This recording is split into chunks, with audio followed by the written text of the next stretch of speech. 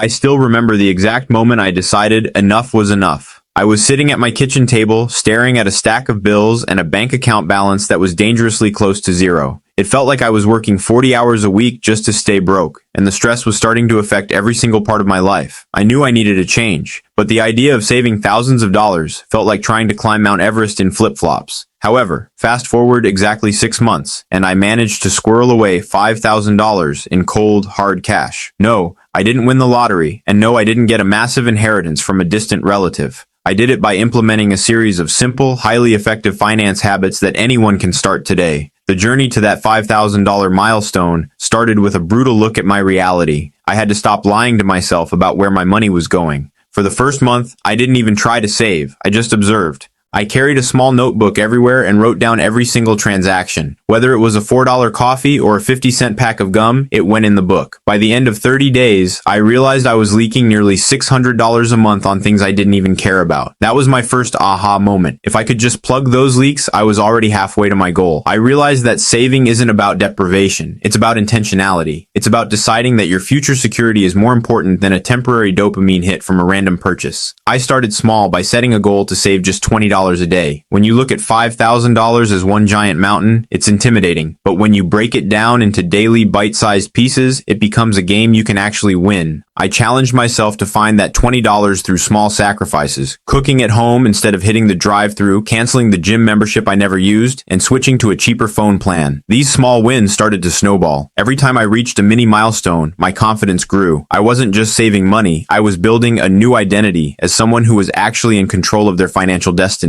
It felt empowering to see that balance grow week after week. I stopped being a victim of my impulses and started being the CEO of my household. This first phase was all about mindset and awareness. Without knowing where you are starting, you can never map out a route to where you want to go. I had to get comfortable with the numbers, even the scary ones, because the truth is the only thing that can actually set you free. Once the foundation was laid, the real magic started to happen. I began to see opportunities to save everywhere I looked. It wasn't just about cutting back, it was about optimizing my entire life for this one specific goal. The clarity I gained in those first few weeks was the fuel that kept me going when things got tough later on. Once I had my spending under a microscope, the next big habit I adopted was the cash envelope method for my most problematic spending categories. In America, we are so used to just tapping our phones or swiping a piece of plastic that money has become completely invisible. It doesn't feel real until it's gone. To combat this, I went to the bank and withdrew my monthly budget for groceries, dining out, and entertainment in physical $20 bills.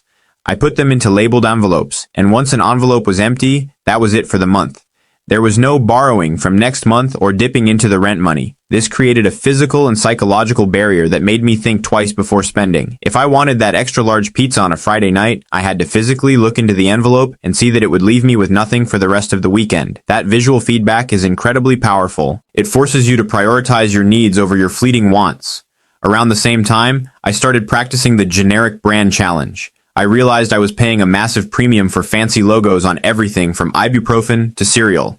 I switched to store brands for almost everything and found that the quality was nearly identical, but the price was often 30 to 40% lower. This habit alone saved me over $100 a month at the grocery store. I also became a master of the no-spend weekend. Once or twice a month, I would challenge myself to spend $0 from Friday evening until Monday morning. Instead of going to expensive bars or movie theaters, I would host game nights with friends, go for long hikes in local parks, or finally tackle those DIY projects around the house that I'd been putting off for months. These weekends taught me that fun doesn't have to have a price tag attached to it. It helped me break the habit of using shopping as a form of entertainment. I started finding joy in the simple things again. Every dollar I didn't spend during those weekends went straight into my $5,000 fund. This wasn't about being a hermit, it was about being creative and finding alternative ways to enjoy my life without draining my bank account. I also started a roundup habit. Every time I did have to use my card for a bill, I would round the transaction up to the nearest $10 and move the difference into my savings. It sounds like such a small thing,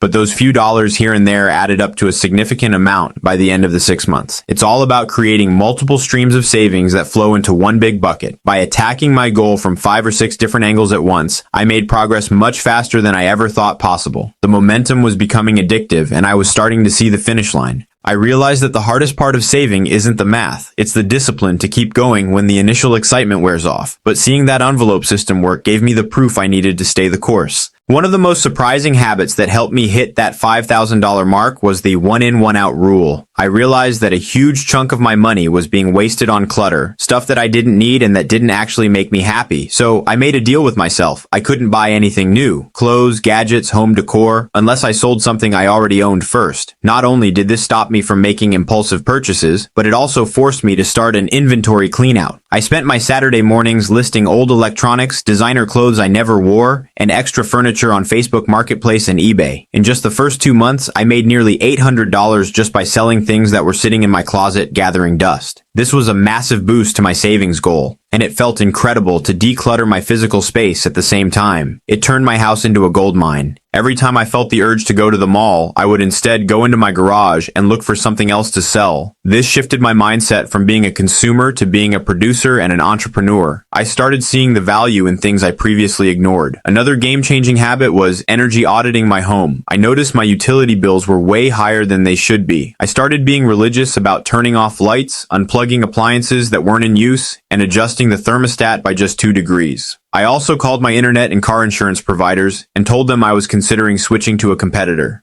To my surprise, both companies offered me significant discounts just to keep me as a customer. Between the lower utility bills and the negotiated service rates, I saved an extra $80 a month without changing my lifestyle at all. This is what I call passive saving. Once you do the work once, the savings keep rolling in month after month. It's like a reverse subscription. Instead of money leaving your account every 30 days, it stays there. I also started a meal prep ritual. I realized that my biggest financial enemy was the "I'm too tired to cook" excuse that led to expensive Uber Eats orders. Every Sunday afternoon, I would spend 3 hours cooking large batches of healthy meals for the week. This ensured that I always had a delicious lunch and dinner ready to go, even on my busiest days. Not only did my bank account start looking better, but I actually started feeling a lot healthier too. The cumulative effect of these habits was becoming undeniable. I was no longer living for the weekend or for the next paycheck. I was living for the goal. I was focused, I was driven, and for the first time in my adult life, I felt like I was winning the money game. I wasn't just surviving, I was building a fortress. Every single habit was a brick in that wall, protecting me from future financial stress and giving me the freedom to actually dream again.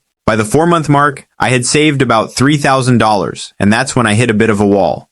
The initial excitement had faded, and I was starting to feel the frugality fatigue. This is where most people quit, but I had a secret weapon. The vision board reward system. I kept a picture of exactly what that $5,000 represented to me on the lock screen of my phone. For me, it was the image of a completely paid-off car and a stress-free vacation. Every time I felt tempted to give up or blow my budget on something stupid, I would see that image and remember why I started. I also allowed myself a micro reward for every $500 I saved. It wasn't anything expensive, maybe a $10 book or a trip to my favorite local bakery, but it gave me something to look forward to. This kept the process from feeling like a marathon of suffering. Around this time, I also adopted the 48-hour rule. For any purchase over $50, I forced myself to wait 2 full days before buying it. If I still wanted it after 48 hours and it fit within my budget, I would get it. Usually, though, the must-have feeling would vanish within 12 hours. This habit alone saved me from making at least 3 major retail therapy mistakes that would have derailed my progress.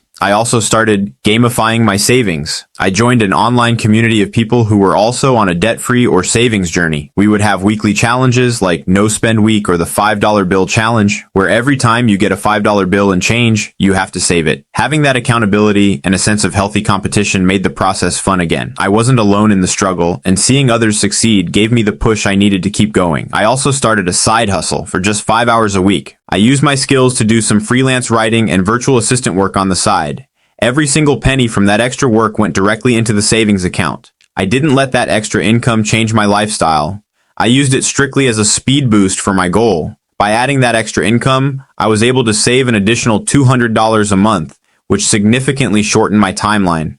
It's important to remember that you can only cut your expenses so much, but your earning potential is virtually unlimited. Combining aggressive saving with even a small increase in income is the fastest way to reach any financial milestone. I was becoming a machine. I was seeing the world through a different lens. I wasn't just a consumer anymore. I was a builder. I was building a life of options, a life where a surprise car repair wouldn't be a tragedy, and a life where I could say yes to the things that actually mattered. The discipline I was developing was spilling over into other areas of my life too. I was more organized at work, more present in my relationships, and more confident in my ability to handle whatever life threw at me. Finally, the 6th month arrived, and I did it. I hit the $5,000 mark. Looking at that balance in my high-yield savings account was one of the most incredible feelings of my life. It wasn't just about the money, it was about the fact that I set a massive, difficult goal and actually followed through on it. I proved to myself that I had the discipline, the creativity, and the resilience to change my life. The biggest lesson I learned over those 6 months is that financial freedom is not reserved for the lucky or the wealthy. It is available to anyone who is willing to take an honest look at their habits and make small, consistent changes. You don't need a degree in finance to save money. You just need a plan and the courage to stick to it when it gets boring. These simple habits, tracking every penny, using cash envelopes, selling my clutter, meal prepping, and automating my savings, completely redesigned my relationship with money. I stopped seeing money as something that just happened to me and started seeing it as a tool that I could control. If you are sitting where I was 6 months ago, feeling overwhelmed and hopeless, I want you to know that you can do this too. Start today by just writing down your expenses for 24 hours. Don't worry about the big $5,000 goal yet. Just focus on winning today. The secret to saving a lot of money is simply saving a little bit of money over and over again without stopping. It's the power of consistency. It's the power of small habits. Once you start seeing that balance grow, you won't want to stop. You'll realize that the peace of mind you get from having a financial cushion is worth way more than any impulse purchase could ever offer. I now have a sense of security that I never thought possible. I'm no longer living paycheck to paycheck, and the constant hum of financial anxiety that used to follow me around has finally gone silent. This journey changed more than just my bank account. It changed my entire outlook on life. I now know that I am capable of achieving anything I set my mind to as long as I break it down into manageable steps and stay committed to the process. So, what are you waiting for? Your future self is waiting for you to take that first step. Grab a notebook, look at your bank statement, and let's start building your $5,000 fund right now. You have the power to change your story, $1 at a time. I'll be right here cheering you on as you take control of your financial future and build the life you've always wanted. Let's make it happen together. This is your time to shine and prove to yourself what you are truly made of.